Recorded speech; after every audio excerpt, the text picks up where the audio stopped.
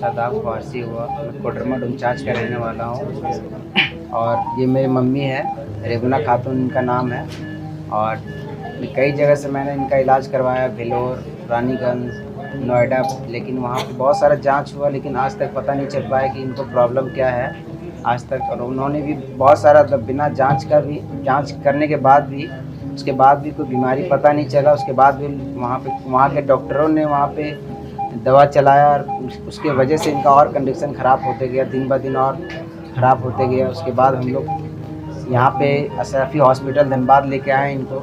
इनका कंडीशन बहुत ख़राब था। इनको सबसे पहले पेशेंट और फंगल इन्फेक्शन हो गया था इनको, जांच हुआ, उसके बाद फंगल इन्फेक्शन हुआ। इनको डॉक्टरों ने देखा, जांच किया, उसके बाद यहाँ पे बीमारी पता चला इनका कि क्या बीमारी है। उसके बाद डॉक्टरों ने इलाज किया, बहुत अच्छे से इलाज किया। यहाँ पे पता चला कि क्या बीमारी है इनको। मेरी मम्मी का कंडीशन बहुत ख़राब था जब यहाँ पे लेके आए थे शुरू में। उसके बाद अभी डॉक्टर ने बहुत मेहनत किया, बहुत अच्छे से इलाज किया, बहुत अच्छे से ट्रीटमेंट हुआ यहाँ पे। सारे डॉक्टरों ने, सिस्टर लोग भी बहुत सपोर्ट किए, सारे डॉक्टरों का सपोर्ट रहा और बहुत अच्छा से इलाज हुआ। अभी मेरी मम्मी ठीक है, कंडीशन आप देख सकते हैं कि अभी कैसी है मेरी मम्मी। बहुत हालत ख़राब था, शुगर लेवल कम हो गया था, बहुत सारा प्रॉब्लम था इनको और चेस्ट में भी बहुत सारा प्रॉब्लम था। और अभी जब जांच हुआ तो अभी सारा रिपोर्ट में अच्छा, अभी सब कुछ बढ़िया है, कोई दिक्कत नहीं है। अभी यहाँ पे सही है, कोई दिक्कत नहीं है और मैं डिस्चार्ज करके अपनी मम्मी को घर ले जाऊँगा। एक patient, female patient, 40 year female patient आई थी हमारे यहाँ।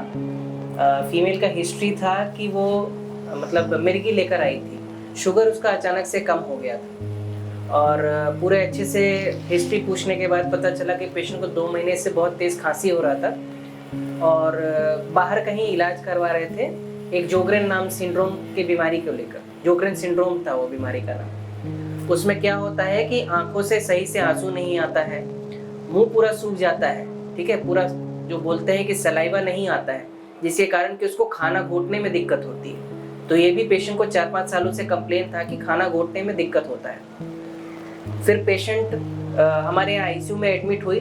धीरे धीरे दूसरा दिन वो रिकवर हुई।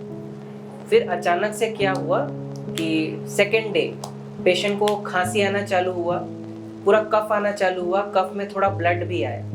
फिर हम लोगों ने एक्सरे करवाया। एक्सरे में दोनों तरफ ओपेसिटी है, मतलब थोड़ा सा एक्सरे खराब था, लंग में ओपेसिटी थी। तो फिर हमारे रेस्पिरेटरी कंसल्टेंट है, उनको दिखाया गया।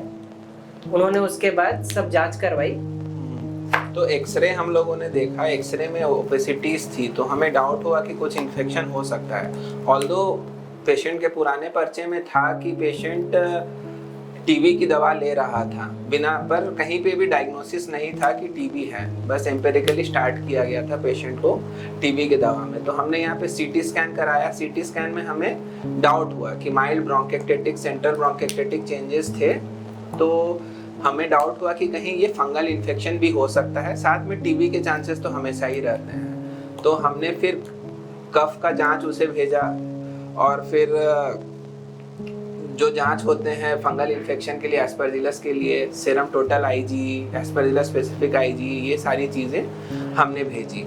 तो इसमें आईजी लेवल्स काफ़ी बढ़ा हुआ आया था, अराउंड 4000 के आसपास आया।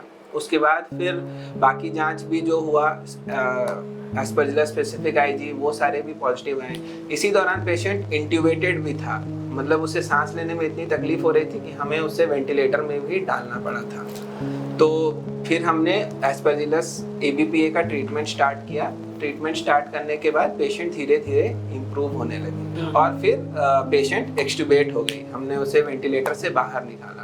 अब पेशेंट स्टेबल है। हाँ, पेशेंट स्टेबल है, मतलब स्टेप डाउन इसके नीचे वाले आईसीयू में शिफ्टेड है और आज या कल में पेशेंट डिस्चार्ज होने वाला है। ठीक है। इससे हमें ये जानना चाहिए कि हर वक्त अगर खांसी में खून आता है तो हर वक्त टीबी नहीं होता है, और भी चीज़ें होती हैं। इसीलिए अगर कोई भी टीबी की दवा अपफ्रंट स्टार्ट कर रहा है तो आपको कुछ सवाल ज़रूर करने चाहिए उन लोगों से। और पेशेंट को इम्यूनोलॉजिकल एक बीमारी, जोग्रेन सिंड्रोम एक तरह का इम्यूनोलॉजिकल डिजीज़ है जो अपना ही शरीर खुद बनाता है। उसके कारण हर जगह वो चीज़ें सुखा देता है। जब सुखाएगा तो फेफड़े में भी सेक्रीशन नहीं होगा। सेक्रीशन नहीं होगा तो बार बार वहाँ इन्फेक्शन होने के चांसेस बढ़ जाते हैं। बिल्कुल। ठीक है। तो ये हमारा एक प्राइमरी डिजीज़ है, उसके साथ सारे सेकेंडरी डिजीज़ सेकेंडरी डिजीजेज हो जाते हैं।